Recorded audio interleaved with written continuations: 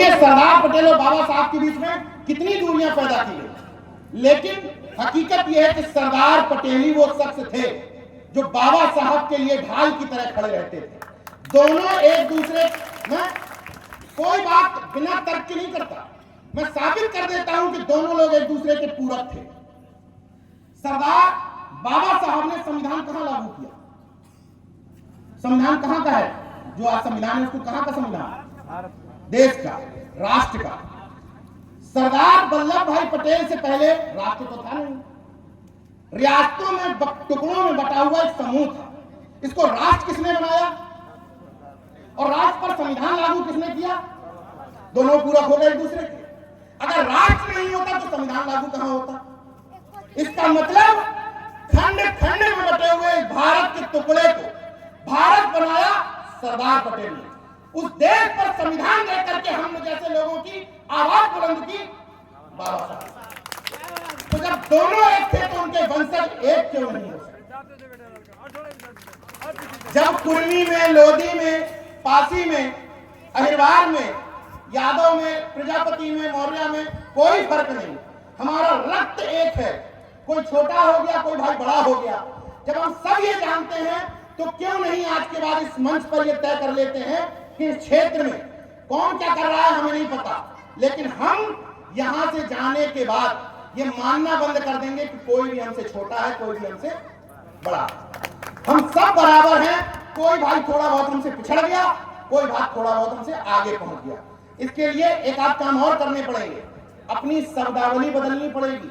फलाने कलर का जूता, फलाने कलर की साड़ी, ये जो गहरी गुलामी जकड़ी हुई ना दिमागों में, इनको धीरे धीरे करके डिलीट मारना पड़ेगा।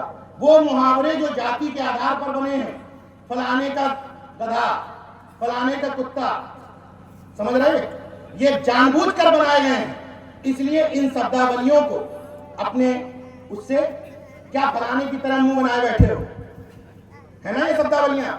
और देखो ये नेगेटिव हो गई। और पॉजिटिव क्या है?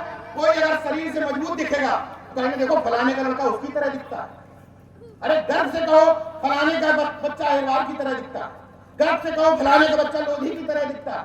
क्या केवल एक अधिकार है कुछ जातियों का फलाने की तरह लगने का? कोई अगर थोड़ा सा गोरा चिट्टा दिखे कहेगा तुम लगते नहीं हो, मतलब तुम खुद मानते हो कि तुम इंफीरियरिटी कॉम्प्लेक्स के शिकार हो।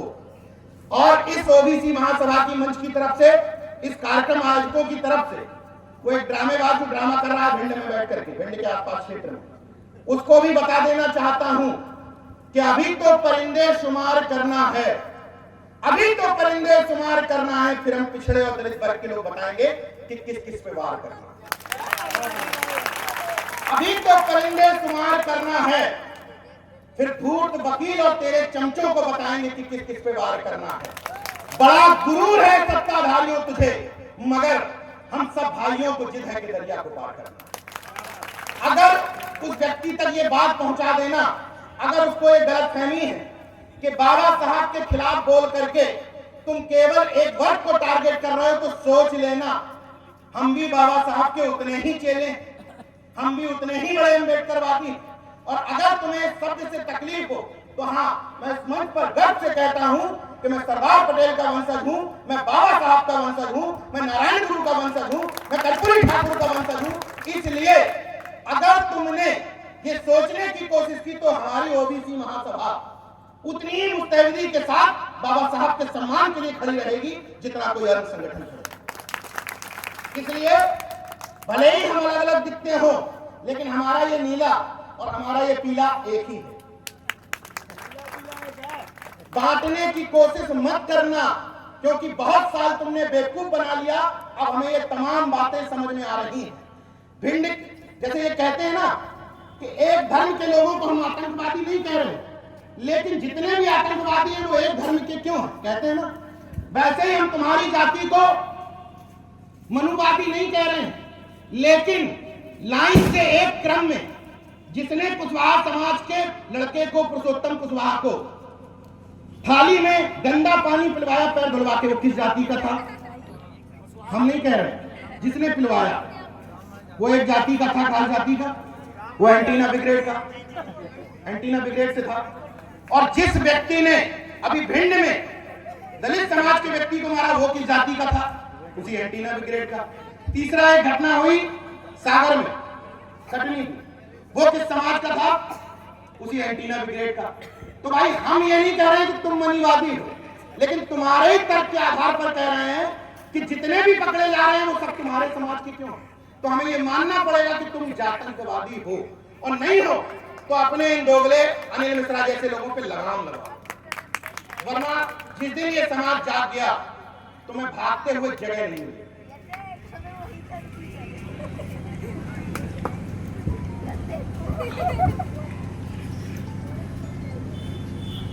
एक अच्छी लाइन लोगे, यहां से घर पर जाने के बाद एक महापुरुष की तस्वीर होगे तो बदल दोगे, इतना करोगे भाई, ज्यादा खर्चे की चीज नहीं है। दूसरी एक चीज और मान लेना इस मंच की, कि जिस जाति का महापुरुष उस जाति का मुखत्ती नहीं बुलाओगे। तीसरी एक बात मान लेना कि जब पंडाल में आदमी घुसे तो उस पंडाल को बहुजन कॉन्सेप्ट में रंग देना, तमाम महापुरुषों की तस्वीरें लगा देना। चौथी एक बात और मान लेना, जैसे पत्नी को मानने के लिए ट्राई करोगे कि पत्नी मान जाए, वैसे ही पड़ोसियों को मानने के लिए, मनाने के लिए भी ट्राई करोगे। अगर इस तरह के कार्यक्रमों में अपनी 4 व्हीलर से आ रहे हो और इन कार्यक्रमों को बहुजन या पिछड़ा बनाना चाहते हो, तो अपनी गाड़ी की 5 सीट एक जाति के लोगों से कभी मत भरना। अपने मोहल्ले में जो और भाई रह रहे हो उनसे कहना कि भैया आओ, ना डीजल लगेगा ना पेट्रोल लगेगा, खाना भी मुफ्त में मिलेगा, बातें सुनना और चलेगा। जैसे रस्सी आवत जात पे पत्नी पर असर पड़ेगा, वैसे भी उस पड़ोसी पर पड़ जाएगा। लेकिन तुम समझदार हो गए हो तो तुम्हें समझदारी का पैमाना दिखाना पड़ेगा। और अंतिम 4 लाइनों के साथ बात खत्म करूंगा।